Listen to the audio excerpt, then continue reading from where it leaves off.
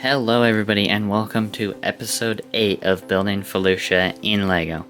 In this episode, as you can see, we get a ton of progress done, as I will mention again. And so, I get mainly just experimental walls done, and quite a bit of work on the droid base. And you can see I changed up the walls from last episode actually. And the reason for that is I just felt they were too simple, and that's the main problem I have with mock building. I just can't do things simple. So, that's why this took me so long, and why there will be no time lapse.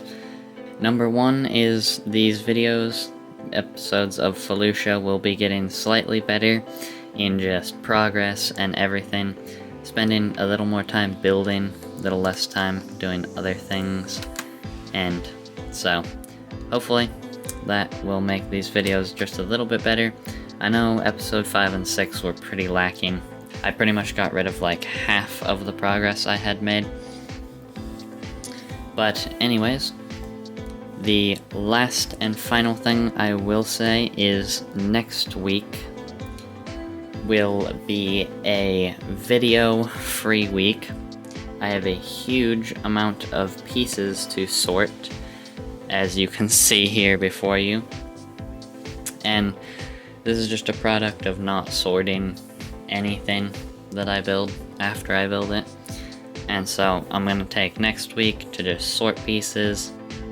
Anyways, without further ado, let's get into some progress, which will include some story changes, some, of course, wall designs, and some planning.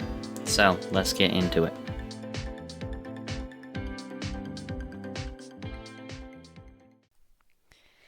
Oh man, finally the walls are over. That was miserable. So little space, so many angles, like, I'm glad I don't have to do any more complicated walls, and I'm glad there was only one wall section that I had to do, because I just don't want to do another one, you know.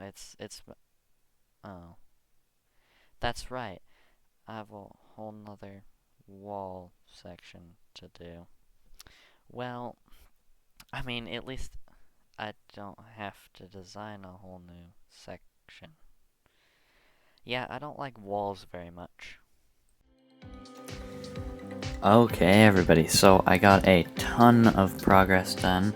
Sadly, didn't get to do a time-lapse this episode. It was very experimental with this chunk, which I will show in depth just in a second. But first, real quick, wanted to go through a couple story decisions. So, this is going to be a separatist laboratory, which is working on a force serum, so pretty much able to give anybody force abilities. And I know, like, Star Wars currently, it's like anybody can use the force, you know, but that's dumb. So this is kind of a more creative way of doing that. And so that is pretty much the story option. I'm going to actually be using heads as like the canisters. I think they look a lot better than cylinders. And this is my little trolley or cart thing. Carries them. It's way bigger than it needs to be, but I thought it was kind of cool. And it's like a hovercraft.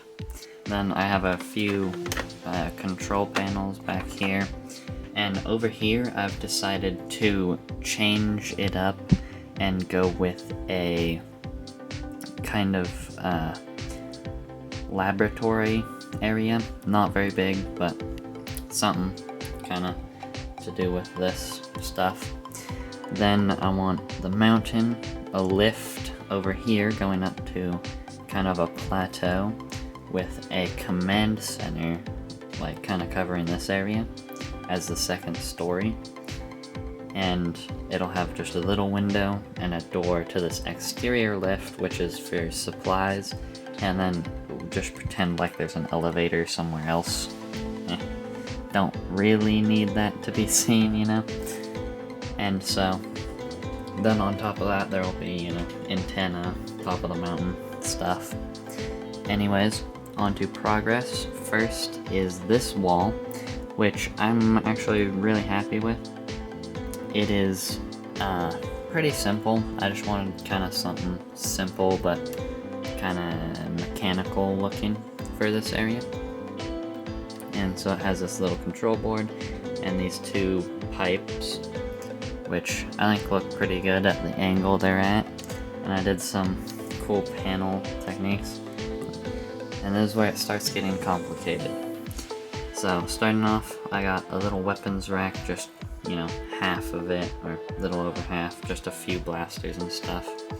And these aren't the blasters the droids will be holding, they're just for the weapons rack. They're easier. Doesn't really need to be a brick arms weapon. Then we got this wall, which you can see has a nice angled section.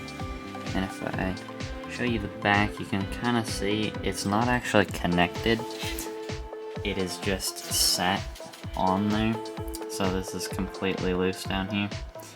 And these walls are just using brackets, more brackets. And this is where it starts getting complicated. These walls were so complicated, I had to say this is where it starts getting complicated twice on two different sections. Is on this wall, you can see, have very minimal space for, I don't know, the most complicated wall I could ever choose to do. Not only do I have, let's see, 1, 2, 3 corners. By the way, 2 different angles here, all in very tight space with, yeah, curved base around the whole thing. Plus, just had to add extra difficulty. Put in these panels, dark bluish gray, just, you know, lapping over. And, of course, had to make it even more difficult by not making it perfect. And so there's a half plate gap here. That's fine. It's gonna be a roof on top. Be barely noticeable. But, you know, this only took me, I don't know, 15, 16 hours of work. That's why there's no time lapse. This was the most experimental, most difficult thing I've built to this day. Got a nice panel, key panel detail. And so I didn't do a time lapse on this section, but over on this wall, I want to do a time lapse for that corner. So that's duplicated there. That will be in next episode of Building Felucia in LEGO. And so stay tuned for that. Subscribe, hit the like button, turn on notifications so you don't miss that time lapse of seeing how I built this. And so next episode will entail, of course, that corner, working on the size for the laboratory, and hopefully starting the entrance and getting all of this section worked out. I just want to finish this first layer of the base, and then I can get into terrain work, get the mountain started, because if you haven't noticed, it's kind of on an angle with minimal room for a mountain. So it's gonna be challenging, but hopefully it works out. And so anyways, that's all I had time for in this episode. And so see you guys in the next episode of Building Felucia.